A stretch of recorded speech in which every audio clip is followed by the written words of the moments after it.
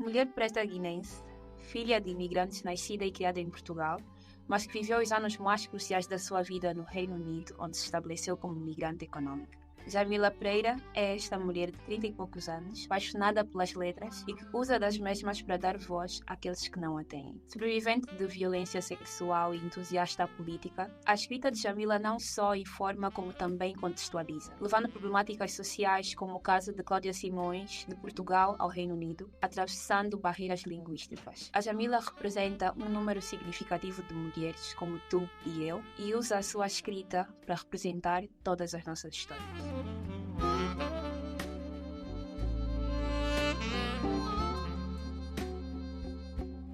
Jamila, mais uma vez, muito obrigada por estares no nosso convite. Obrigada, que introdução tão linda, deixou-me emocionada.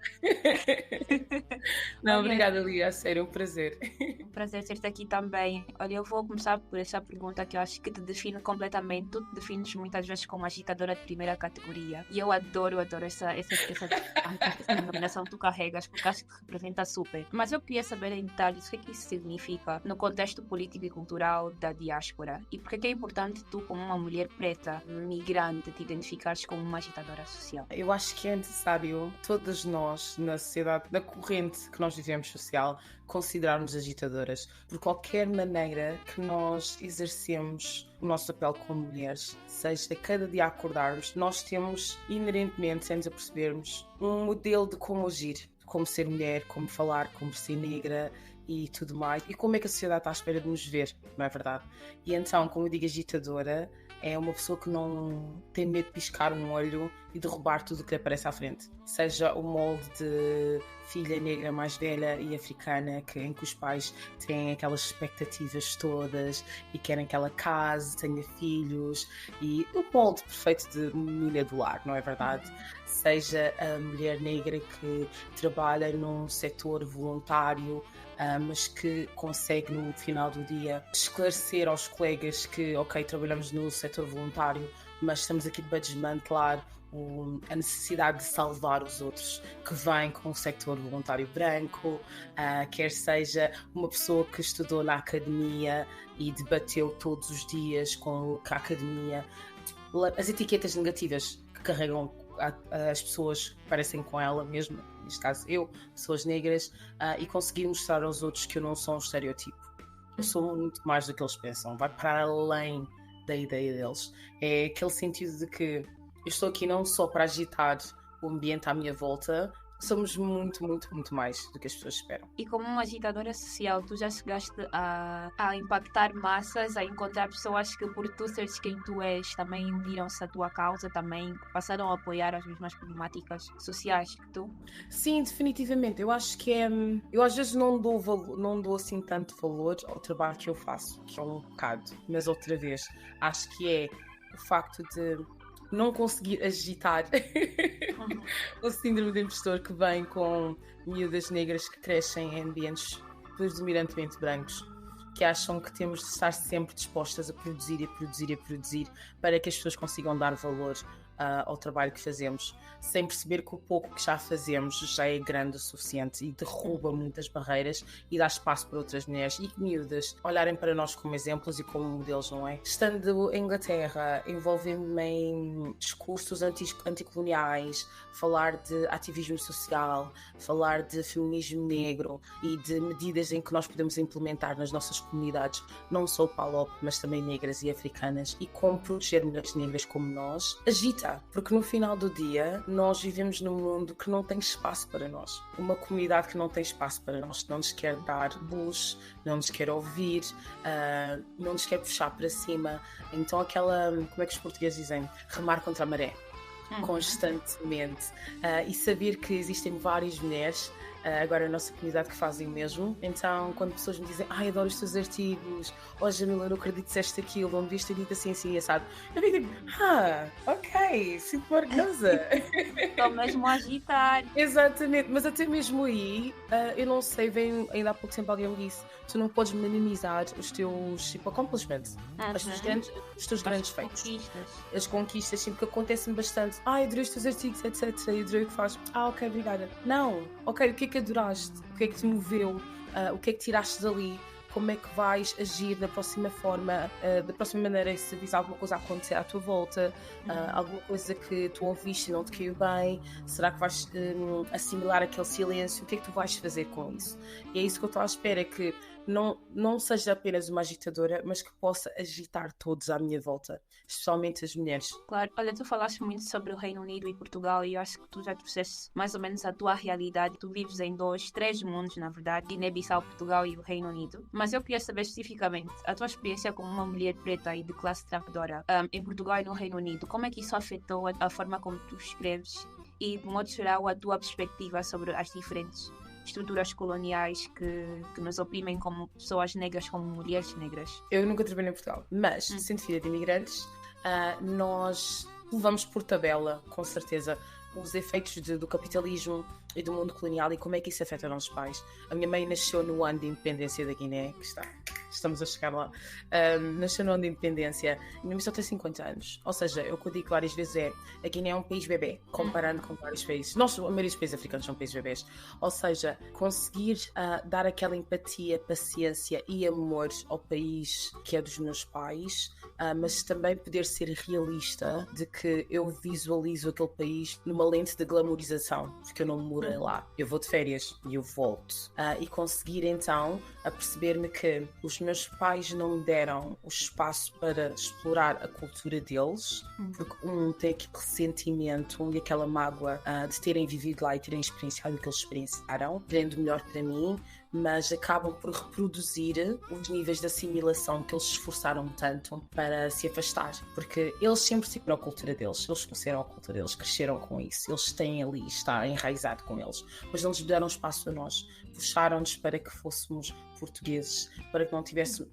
Eu acho que da visão deles, eles não estavam à espera que experienciássemos as mesmas coisas que eles experienciaram, porque nascemos lá. Então acho que foi mais ingenuidade, diria eu, muita inocência, e positividade também, no final do dia, mas ingenuidade mais, digo eu, e a perceber-me que eu não tive acesso àquela cultura até ir para o Reino Unido, tanto que eu digo, só descobri que era negra quando morei para a Inglaterra, mas num bom sentido. As pessoas fazem uma coisa negativa, mas num bom sentido, e a perceber-me que Portugal foi uma bolha, foi uma ilusão, porque cresci num ambiente que eu pensava ser meu, que eu pertencia, e até ir para o Reino Unido e consegui desconstruir vários episódios traumáticos, várias conversas azedas, muitas coisas que aconteceram, não só comigo, mas com os meus pais e com as pessoas à minha volta. E então, quando eu digo descobrir ser negra em Inglaterra, acho que foi perceber-me que existe um mundo de diversidade e inclusão para além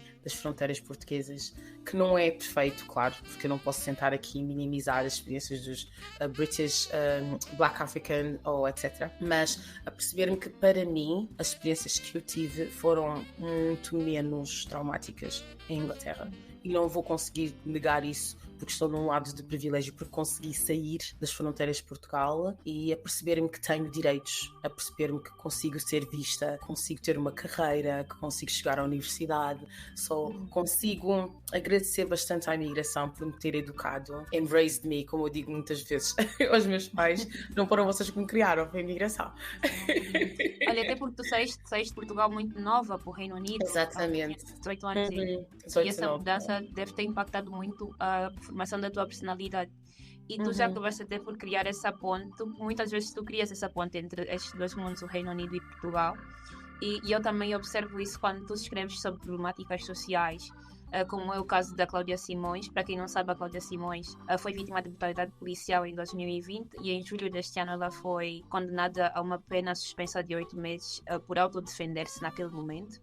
E tu, Jamila, quando escreves sobre casos como esse, como o da Cláudia Simões, tu procuras fazê-lo em inglês, como uma forma de conectar os dois mundos. Mas eu queria saber especificamente, por que para ti é importante levar este caso de injustiça que aconteceu em Portugal, em Sintra, também para o contexto britânico? Por que achas que é importante partilhar essa informação para um outro país, para um outro contexto? Ok, vamos partir isto. temos algo que eu falo bastante, que é o genocídio linguístico. Não poder ter a habilidade de expressar-me como me expresso em português e inglês, ou, por exemplo, em crioulo. Ou seja, usar as línguas coloniais que predominaram em África e poder expandir o acesso que eu tenho a elas. 2, se eu estou num setor jornalístico e tenho a habilidade de falar mais de uma língua, eu vou chegar lá. 3, se eu sou uma agitadora social, como é que eu não vou? Eu vou conseguir fazer um artigo em 2 línguas. Eu vou querer espalhar a maior informação possível. Eu vou querer sensibilizar as pessoas, especialmente no que toca a Portugal. Se qualquer pessoa que mora em Inglaterra, se um inglês descobre que tu és de Portugal, oh meu Deus, já estive em Lisboa, já estive no Algarve, que espetáculo, que inveja. E há aquela romantização e deixa-me muito, muito frustrada. Porque eu acho que acaba por ser uma maneira de apagar e negar as minhas experiências. E eu escrevi um artigo ainda no ano passado sobre isso, que é o vosso Portugal não é o mesmo que o meu. E o meu, claro. Exato. E houve muitas pessoas a dizer, devolve o teu passaporte. Não és português então, estás a reclamar o quê? És ingrata e etc. E pessoas a mandarem e-mails e coisas muito derrogatórias para a equipa editorial da revista com quem eu escrevi e coisas bastante ignorantes e racistas. Mas no final do dia foi uma maneira de mostrar às pessoas que eu tenho razão, eu não sou maluca, eu não sou delusional, não é verdade? Nós passamos, existe racismo em todo lado, não dá para negar. Ou seja, não é porque eu vou de férias a um sítio que adoro aquilo e vou lá uma vez por ano ou 2 vezes por ano, que aquilo é um paraíso, não dá. Porque no final do dia eu vou estar a negar as experiências das pessoas não brancas de lá. Isso não pode acontecer. E é isso que acontece com Portugal. Então daí eu fazer a minha missão, poder desconstruir essa visão e essa bolha que as pessoas têm à volta de Portugal. É um sítio bonito, sim senhora. A comida é espetacular e tem muita coisa boa, mas também tem muita coisa má. Eu quero que as pessoas se apercebam disso. Da mesma maneira que eu não vou chegar e morar em Inglaterra e dizer a minha vida é perfeita aqui, eu recebo muito melhor e Inglaterra abraçou-me e deu-me isto e etc. E cuspir as experiências dos outros. Eu espero que as pessoas não façam o mesmo comigo. E é isso que eu quero que aconteça. Foi no caso da Cláudia de ter feito o artigo em inglês, porque eu senti que não tinha sido sensibilizado o suficiente. E outra coisa também que eu quero mencionar é existe, acho que ficámos mais sensíveis, não é sensíveis, normalizou-se bastante a violência policial desde a pandemia, especialmente com o caso de George Floyd e outros muitos casos. Mas no final do dia ainda consegue ser algo sexista, porque é muito focado nos homens. Existe brutalidade policial com mulheres. Existem muitas mulheres a morrer e a sofrer na mão da polícia. Houve um caso há uns poucos anos, um polícia, acho que ele levou quase 200 ou 300 anos de cadeia, uma coisa assim, sentence for life, porque ele tinha violado mais de 30 mulheres no espaço da carreira dele. E o facto de pessoas terem feito queixa tantas vezes, isso não aconteceu. Ou seja, a violência está lá, mas como são mulheres e negras, existe uma capa de invisibilidade. Claro. Que feedback tu tiveste ao fazer o artigo em inglês? Sentiste que com uma porção de mulheres negras que não são falantes de português interagiram bem com o conteúdo e acabaram por mostrar empatia e realmente apoiar a causa da Cláudia Simões? Sinto, especialmente americanos, porque eu não sei se sabes, mas tem um influxo de americanos e ingleses, pessoas de anglofones em geral, em Portugal, especialmente em Lisboa, que são os digital nomads, ou pessoas que trabalham remotamente e veem a Lisboa como paraíso, como eu estava a falar há pouco tempo. E acho que desde um abre-olhos, porque muita gente diz não, Portugal não é racista, Portugal é um espetáculo e eu adorei Portugal e tive uma experiência assim assada, e acho que isso deu-lhes um abre-olhos de que, ok, as leis não são tão primitivas como nos Estados Unidos, e não há tantos casos, ou se calhar há os casos, mas não temos aquele poder de mídia, não é? E não podemos comparar o tamanho de Portugal com o tamanho dos Estados Unidos, claro. E então acho que abriu os olhos a muita gente, e houve pessoas que chegaram a mim, como é que eu posso ajudar, o que é que eu posso fazer, isso, olha, partilha, não só com os teus amigos ou nos stories, partilha com outras pessoas o artigo, faz share do GoFundMe, se puderes, nem que seja €1, e vai lá e investe alguma coisa, o que for preciso, e tenta te envolver também com outras organizações que fazem trabalho social e ativismo também que querem ajudar, porque eu mencionei mesmo no bottom, mencionei também plataformas que nem a Bantman, que estão sempre dispostas a pôr informação cá fora e informar o pessoal do que é necessário fazer para ajudar uns aos outros, especialmente na comunidade PALOP. E senti humor, senti paixão, senti o calor Senti também muita frustração, porque eu acho que é uma coisa muito... Eu menciono isso muitas vezes. O post teve, acho que 4.000 likes, ou o que é que foi? Então, se as 4.000 pessoas tivessem posto uma libra cada um, ou €1 cada um, 4 euros. 4.000 Só um. É que eu não pedi mais nada. Até 50 cêntimos. Mas já fazia diferença. Já fazia diferença. Exatamente. Eu estive a fazer um follow-up do fund e não aumentou assim bastante, crucialmente. Aumentou sim, eu agradeço bastante às pessoas que doaram, mas não aumentou assim uma coisa extraordinária.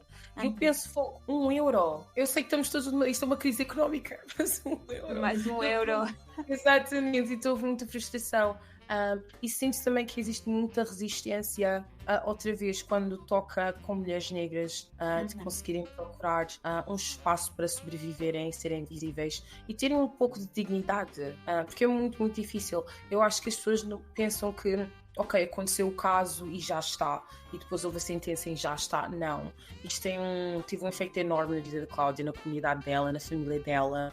A filha dela está a receber suporte terapêutico ainda, psicológico. A Cláudia não consegue arranjar trabalho. Ela está no full desemprego. As pessoas arranjam biscates ali e ali, o pessoal das agências locais, não é? Das grassroots. Mas é só aí. Ou seja, as pessoas pensam que é só aquele impacto, aquela coisa física dela ter sido agredida, mas é psicológica, financeiro, está a afetar de várias formas. E acho que é isso que nós às vezes não nos apercebemos, não fazemos aquela análise crítica de ver até que ponto é que o racismo e a violência policial nos afeta. E com este caso, tu conseguiste fazer uma espécie de comparação ou interligação sobre as experiências de mulheres negras no que toca à violência estrutural em Portugal e no Reino Unido? Tu tens a vivência ou tens a experiência de viver nos dois países como uma mulher preta. Tu achas que o modo com que os dois sistemas, tanto o britânico quanto o português, lida com questões de racismo e brutalidade policial é similar? Eu digo que sim, até um certo ponto, porque não sei se sou eu que estou a ser agora do meu lado ingênua ou positiva demais, mas eu não acredito que o que aconteceu à Cláudia pudesse passar em Inglaterra sem o polícia ser preso. Não acredito que isso pudesse ter acontecido. Eu sei que temos vários casos de polícias getting away with stuff no Reino Unido e serem libados ou não serem acusados e cobrirem bastantes buraquinhos, não é? Assim na poça. Mas neste caso, com provas, com vídeo e com as pessoas todas ali envolvidas, eu não acredito que tivesse passado assim. Tínhamos visto vários casos de polícias a serem responsabilizados pelos seus atos em Inglaterra, especialmente quando toca à violência de mulheres. Temos o caso da Sarah Everett, temos mais uns 3 ou 4 casos. Tem agora um, por exemplo, que é do Chris Kaba, um polícia que matou um rapaz nigeriano, e o polícia vai ao tribunal e daqui a uns tempos vamos saber a sentença, etc. Mas eu não acredito que estas coisas acontecessem em Portugal, porque a justiça é cega, não tem como. A justiça vê cor em Portugal. É impossível o que aconteceu à Cláudia, a maneira que ela foi brutalizada e violentada. É impossível, para mim, é inconcebível ela ter recebido uma sentença. Não faz sentido. Como é que a suposta justiça deu espaço para que isso acontecesse? Depois de todo o trauma que ela lidou, ainda lida até hoje, e o facto dela não conseguir largar, porque isso vai lhe acorrentar, ela não conseguir largar essas correntes, não é? E ainda ter de lidar com isso. Eu acho que isso é muito traumático, e esse é o exemplo de uma das mil e uma coisas que mulheres negras têm de passar na Europa e em Portugal, em espaços que não são delas e que não têm visibilidade para pessoas como elas. Olha, tu já falaste um pouquinho disso, eu queria que tu fosses um pouco mais a fundo sobre o papel de género nessa questão da brutalidade policial contra pessoas negras. Há uma certa normalização da violência contra corpos negros, de modo geral, mas quando olhamos para corpos negros e femininos, parece que existe uma espécie de maior fragilidade, ou percepção de uma maior fragilidade em corpos femininos e negros. Então, em curtas palavras, o que as estruturas de violência, as estruturas de poder em países maioritariamente brancos, tendem a conotar mulheres negras como uma espécie de alvo mais fácil ou um alvo mais frágil face à violência estrutural? Eu acho que acaba por ser uma reprodução do que nós temos visto ao longo dos anos. Não só digo agora, nas últimas décadas, mas even back in the days, o que se vê que tem sido como é que se diz? Gravado e visto, até o que nós vemos nos filmes. Acho que é uma reprodução da normalização da colonialidade, não é? Ou seja, tivemos o colonialismo em que corpos de mulheres negras eram utilizados para o que eram, produzir filhos, para dar leite, para uma coisa laboral, não é? Uma ferramenta laboral. Um objeto, neste caso. A hipersexualização, aquela perception que somos animais, somos selvagens, não merecemos respeito, não merecemos dignidade, não somos ninguém, e acaba por ser visto ainda hoje. E então, o facto de conseguirmos brutalizar corpos negros com essa facilidade é só um exemplo de que as coisas não mudaram. E que no final do dia ainda existe bastante trabalho para fazer, não é? Eu acho que especialmente com o caso da Cláudia é um grande lembrete de que os nossos corpos não são valorizados de todo. Não temos respeito, não temos dignidade, não somos vistos como seres humanos, neste caso. Porque no final do dia, como ela me disse várias vezes, ela é apenas uma preta que não tem direito a nada e que mesmo indo a tribunal não vai ter a justiça, porque a justiça não está do lado dela. A justiça não foi feita para pessoas que parecem como ela. E a juíza também fez o caso de relembrar-lhe isso durante o corte o dia inteiro.